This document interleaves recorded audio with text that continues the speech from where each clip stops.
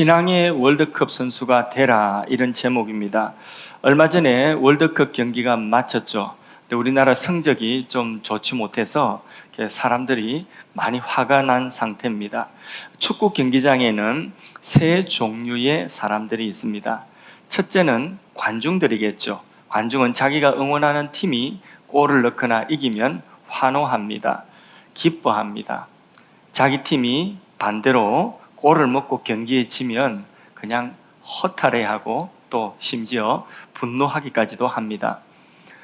때로는 월드컵에서 보았던 것처럼 한마음이 되어서 관중들은 응원을 또 멋지게 펼치기도 합니다. 그러나 관중은 그냥 관중입니다. 직접 뛰지도 않고 경기에 책임질 일도 없고 상도 받을 일도 없습니다. 그게 관중입니다. 두 번째, 축구 경기장에는 벤치에 앉아서 뛰기를 간절히 소원하지만은 뛸 수 없는 벤치를 지키는 사람들이 있습니다.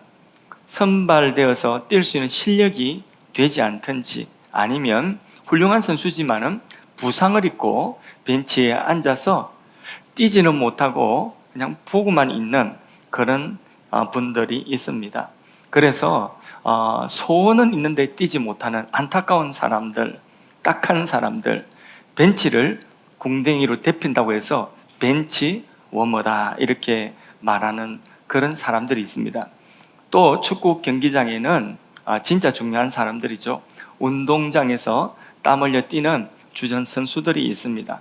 이 사람들은 뛰다가 넘어지기도 하고 정말 숨이 턱끝까지 차오르며 초인적인 힘을 발휘하면서 그렇게 경기장을 누빕니다.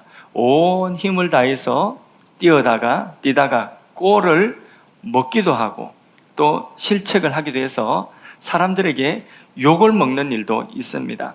그러나 또 반대로 멋지게 골을 넣든지 아니면 멋진 골에 어시스트를 하든지, 그래서 골 맛을 보고 경기에 직접 뛰는 선수들이 있습니다. 이 사람들은 지든지 이기든지 책임을 지는 사람들입니다. 자신들이 직접 뛰어서 이기면 이기는 것에 대한 분명한 상을 받게 되는 것이고, 지면 지는 것에 대하여서 또 책임을 지는 이런 사람들을 우리는 선수들이다, 주전 멤버다 이렇게 말을 하죠. 그런데요, 예수님 주위에도 똑같은 세 부류의 사람들이 있었습니다. 마치 축구 경기장의 관중처럼 예수님이 베푸시는 기적을 구경하기 위해서, 예수님께서 행하시는 일들을 구경하기 위해서, 보기 위해서 모인 수많은 사람들, 군중들이 있습니다.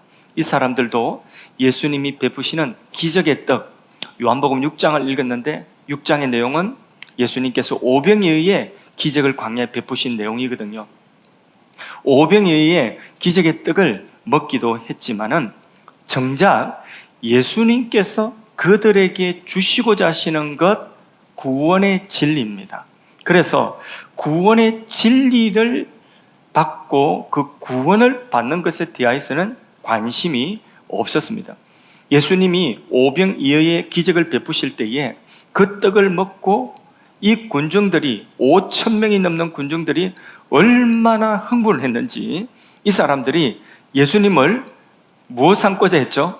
임금 삼고자 했습니다. 우리 왕이 되어달라고 그렇게 환호를 했던 사람들입니다.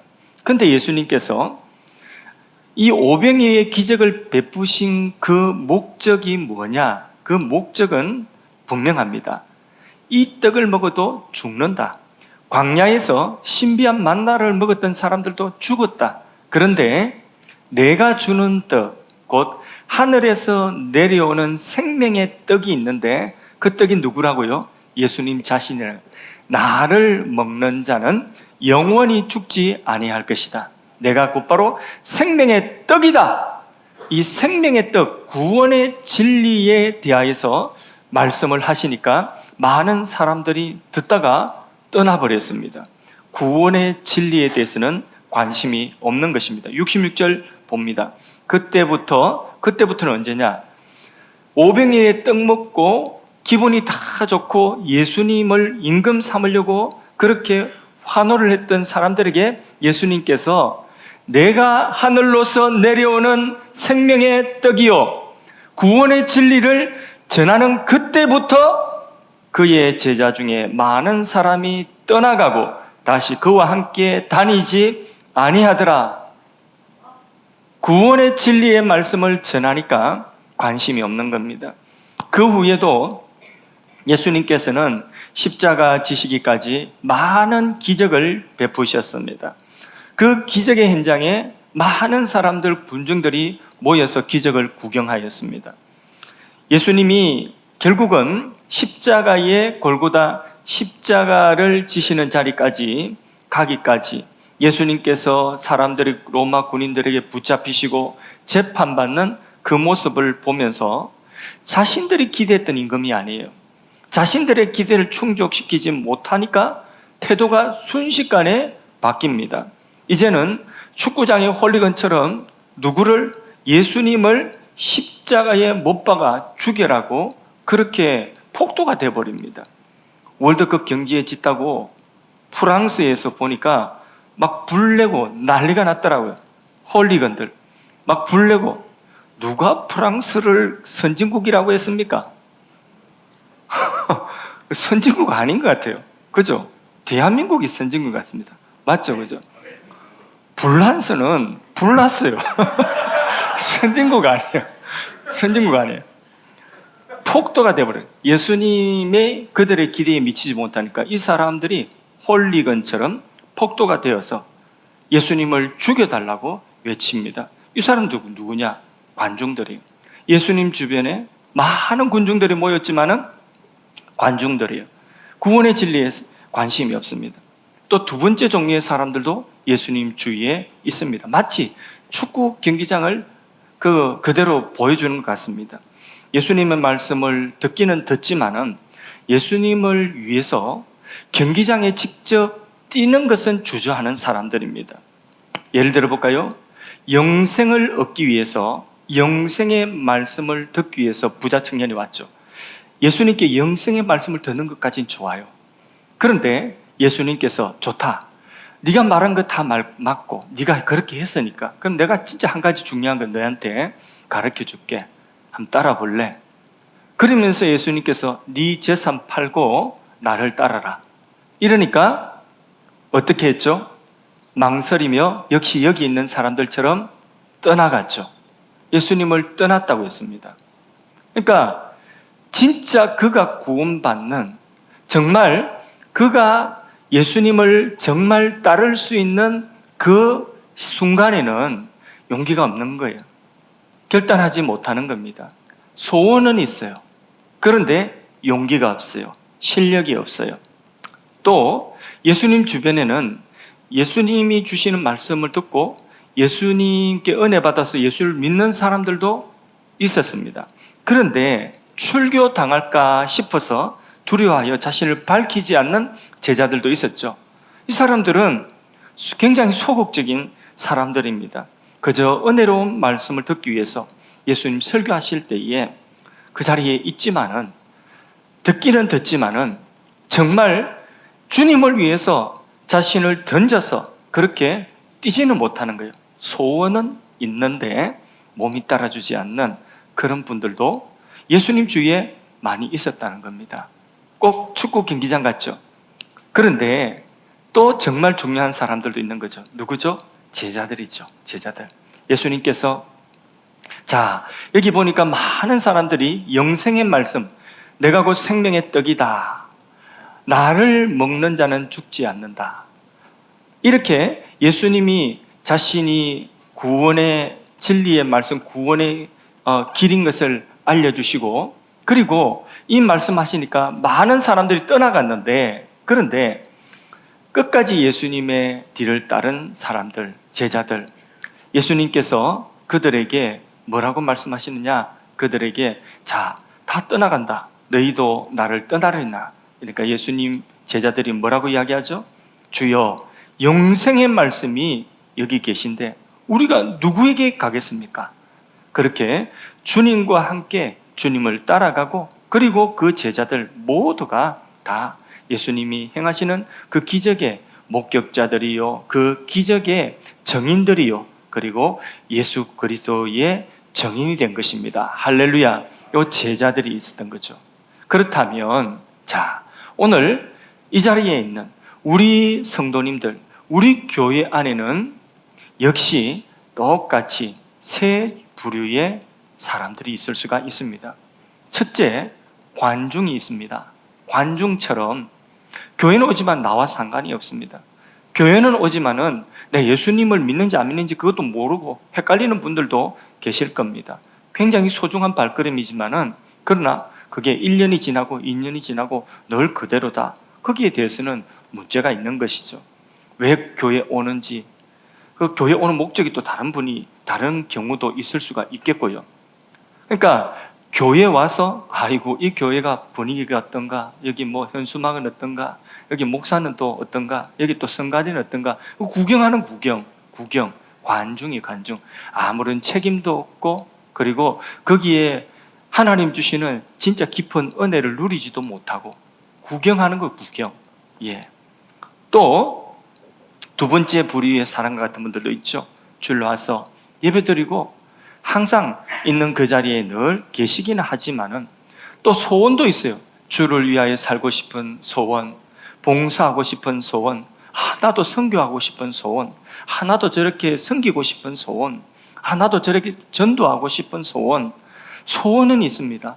그런데 행할 수 있는 능력은 없어요. 용기와 결단이 없는 겁니다. 부상을 당한 채 벤치에 앉아있는 분, 상처 입고 나 상처 입어서 나 너무 힘들어 하고, 이전에 펄펄 뛰던 분들도 상처를 입고 또 어떤 상처를 끌어안고 앉아서 한 발자국도 더 나가지 못하고 주저앉아 있는 그런 분들도 있을 수가 있습니다. 이분들 속에는 틀림없이 소원이 있습니다. 주님 위하여 살고 싶은, 주님 따라가고 싶은, 나도 저렇게 믿고 싶은 그런 소원이 틀림없이 있습니다. 남들 봉사하는 모습 보고 남들 선교하는 모습 보면 그럼 나도 저렇게 했었는데, 또는 나도 저렇게 하고 싶은데 라는 소원은 있지만은 정작 주님을 위해서 뭔가 자신을 드려야 되는 그 희생의 시간, 그 헌신의 순간이 오면 용기가 안 나는 겁니다. 그럴 힘이 없는 겁니다. 그러나 예수님의 제자들처럼 주의 사랑에 매여서 주님의 몸된 교회를 위하여서 자신이 시간을 들이고 재능을 들이고 정성을 들이고 마음을 다 들여서 그렇게 뛰는 분들이 있습니다.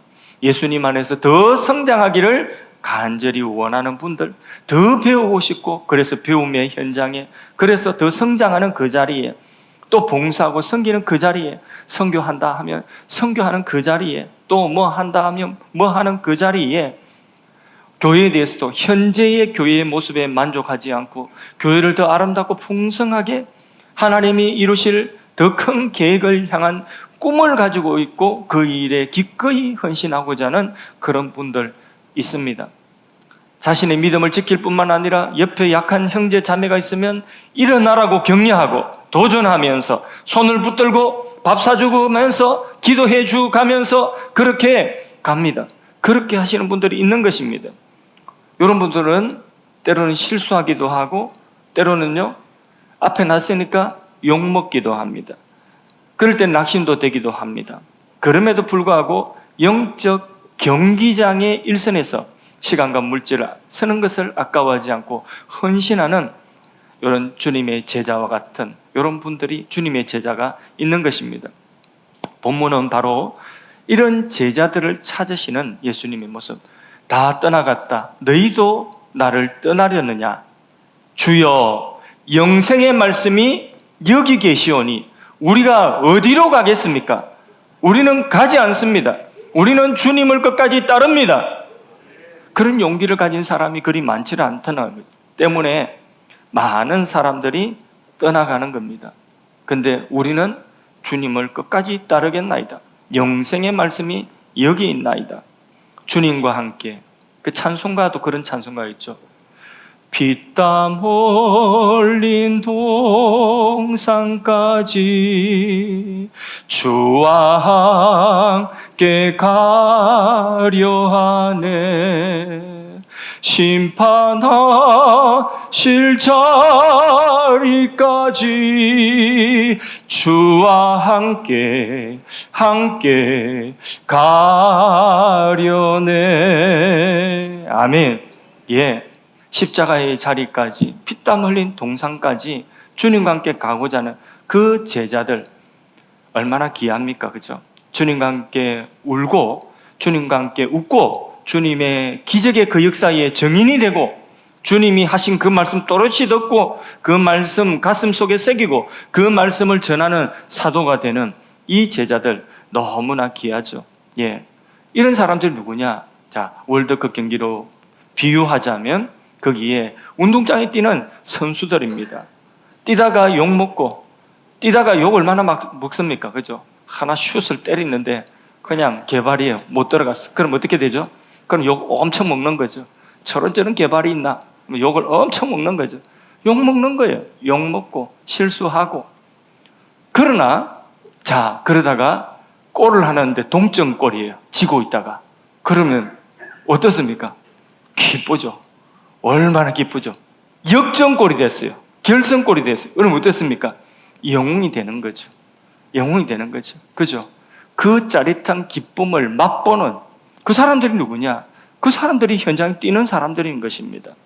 갓난 아이 같은 신앙의 도의 초보를 벗어버리고 더 이상 젖만 먹는 것이 아니라 이제는 단단한 것도 먹을 수 있고, 그리고 현장에 뛰면서 욕 먹어가면서, 그러면서 발로 차여가면서 넘어지고 실수하기도 하면서, 그러면서 기회가 오면 또 하나님이 마음을 시원케 할 수 있는 그런 골을 넣어버리는 것입니다. 이런 사람을 통하여 주님 일하고 계시고 지금도 이런 사람을 주님 찾고 계신 줄로 믿습니다.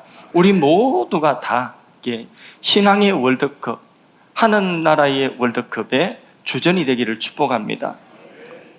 우리나라 2002년도에 우리나라에서 월드컵을 개최하고 4강까지 갔죠. 그때에 감독이 누구죠? 거스 히딩크 감독. 예. 히딩크 감독 우리나라 사람 같아요. 그 사람 보면. 그죠? 보면 네덜란드 사람 같지 않아요. 텔레비전 나올 때 보면 꼭 우리나라 사람 같아요. 우리 뒷집 아저씨 같고, 우리 이웃집 구멍가게 할아버지 같고, 아저씨 같고, 그런 분 아닙니까? 그죠? 너무나 우리에게 익숙하죠. 이분에게 붙은 별명이 있습니다. 마법사다, 마법사. 스타 제조기다. 이렇게 말합니다. 그런데, 우리나라 선수들, 그 무명의 선수들 데리고 나중에 월드컵 4강 딱 진출하고 난 뒤에 박지성, 누구 전부 다 어디로 갔죠? 유럽으로 다 진출했죠. 그죠? 예. 그래서 스타 제조기다. 이런 별명이 있습니다. 예수님이야말로 하나님 나라의 정말 승리의 마법사입니다. 그렇죠. 십자가에서 죽으시고 이제 다 끝난 것 같고 다 진 것 같았는데 부활로 승리하여 우리를 구원하셨습니다. 주님을 따르는 이 주님의 제자들 한 사람 한 사람을 다 하나님 나라의 그냥 스타로, 하나님 나라의 영웅으로 다 만들었어요. 할렐루야. 요한계시록에 보세요. 예수님의 그 12제자의 이름이 12진주문에 다 새겨져 있다고 했어요. 천국의 기초들이 된 거예요. 영광이죠.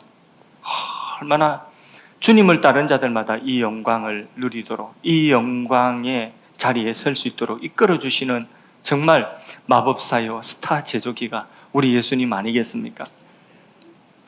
역사 속에서 우리를 뛰게 하시고 그 역사 속에서 우리를 영원한 하나님 나라 월드컵이 있다면, 그렇게 비유할 수 있다면 거기에서 우리를 영원히 빛나도록 하시는 그분이 바로 우리 예수님이십니다. 2002년도 우리나라가 월드컵 4강 할 때요, 그때에 정말 꿈에도 생각하지 못했던, 본선에도 제대로 진출하지 못했던, 본선에 진출 한 번도 이기지 못한 때였어요. 그때 제 기억으로는 그래요. 본선에 진출해가지고 우리나라가 한 번도 본선 경기에서 이겨본 적이 없었던 나라예요. 근데 어디까지 갔죠? 4강까지. 기적이에요. 그거는 정말 감독이 훌륭한 거예요. 선수들 잘 뛴 거예요. 그런데 거기까지 간 게 그게 기적인데, 근데 그걸 기준으로 삼아 버리니까 안 차는 거예요. 그 다음부터는. 그때에 저도 뭐 했냐면 2002년도에 그때에 그 신학 졸업하고 목사 준비하는 과정에 성경 읽기, 우리 교단 성경을 많이 읽어야 되거든요. 성경 읽기 그 과정에 있었고 그 신학 교육받고 있던 그런 과정이었습니다. 함께 공부했던 분들, 목사 동기들이 있는데, 근데 일주일 내내 월요일부터 금요일까지 합숙하면서 성경 읽고 공부하고 기도하고 훈련받던 그런 시기, 목사 안수받기 전에 굉장히 시간을 분초로 다투고, 그리고 우리를 지도했던 그 목사님이 지금은 이제 은퇴하시고 아주 연로하시면 굉장히 호랑이 선생님이셨어요. 그래서 뭘 월드컵 경기에도 씨알도 안 막힙니다. 근데 그거 다 받지 않습니까?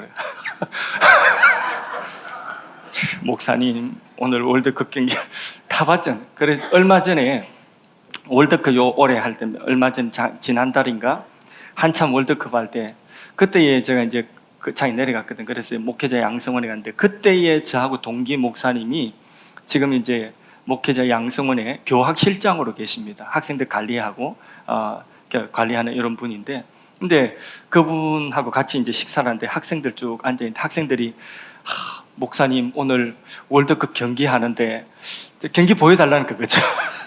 볼 수 있게 시간 달라 그거죠. 밥 먹다가 그 교학실장님이, 그 목사님이 하시는 말씀이, 내가 월드컵 시즌만 되면 월드컵 할 때 4년에 한 번씩 내가 통곡을 한다. 그때 장 목사님하고 월드컵 경기를 안 봤어야 되는데 그때 월드컵 경기를 내가 안 봤더라면 목회를 내가 지금보다는 훨씬 더 나은 목회를 하고 있을 텐데, 그렇게 이야기를 하시니까 학생들이 말 꺼냈다가 전부 다 조용. 아무튼 우리 때도 다 봤습니다. 다 봐가지고 그래서 4강까지 갔는데 너무나 그때 기억이 선명합니다. 하나님은 지금도 하나님의 말씀을 붙들고 하나님 나라 위해서 용감하게 믿음의 그 경기장에 뛰어드는 그런 스타팅 멤버를 지금 찾고 계시는 것입니다. 예수 믿고 구원받는 것으로 만족하지 않고 다른 사람들의 삶에 영향을 미칠 수 있는 그런 사람들, 그런 제자들을 주님은 찾고 계신 것입니다. 교회가 이것도 부족하고 저것도 부족하고 이것도 없고 저것도 없어서 우리는 할 수 없다고 포기하는 것이 아니라, 우리 교회가 지역에서, 아니 세상에서 제일 멋진 교회가 되는 하나님의 그 계획을 가슴속에 품고, 그리고 우리의 한계 너머에 하나님의 그 멋진 계획을 이루실 우리 주님과 함께 우리의 삶의 현장에, 그리고 우리의 사역의 현장에, 우리의 봉사의 현장에, 우리 예배의 현장에 뛰어들어가서 그 주님의 뜻을 함께 이룰 수 있는 그런 사람을 주님은 찾고 계신 것입니다. 영원히 남을 가치 있는 일을 위해서 자기의 인생을 거는 그런 용기를 가질 수 있기를 주의 이름으로 축복합니다. 하나님은 지금도 이런 사람을 찾고 계신 것입니다. 우리 한 사람 한 사람이 이런 사람 되기를 원하시는 것입니다. 만약 우리나라가 월드컵 4강에 진출만 한다 할지라도 온 나라가 좋아서 아마 미쳐버릴 것입니다. 그때 월드컵 할 때 어떻게 했냐면 밥 먹다가 국밥 먹고 있는데 4강 진출했어요. 그러니까 밥값 안 받는다는 겁니다. 지금 같으면 호프집에서 호프 마시고 있는 사람들, 호프 마시다가 4강 진출했어요. 그러니까 주인이 갑자기 미쳤어요. 술값을 안 받는다는 겁니다. 그런 일이 부지기수예요 그때. 그죠? 그리고 다 기뻤고 하나도 아깝지 않습니다. 그런 기쁨이 이 세상에 축구 경기 하는 것만 해도 4강만 가도 그렇게 기쁘고, 그렇게 니 것 내 것 없이 완전 사도행전이에요. 이런 일이 일어나는 거예요. 그런데 여러분, 그것과는 비교할 수 없는 영광, 영원히 가치 있는 그 일에, 그 영광스러운 일에 우리 자신을 드릴 수 있다면, 다니엘서 12장 3절에 이래 말씀하고 있습니다. 많은 사람을 옳은 대로 돌아오게 한 사람은 별과 같이 영원토록 비치리라. 아멘. 아시죠? 별이 영어로 뭔지? 그렇죠. 하나님 나라의 영원한 스타가 된다는 것입니다. 별과 같이 영원토록 비치리라. 언젠가 저 천국에 영원한 것이 상대했을 때에 쓰게 될 그 별처럼 영원히 비치는 그자가 바로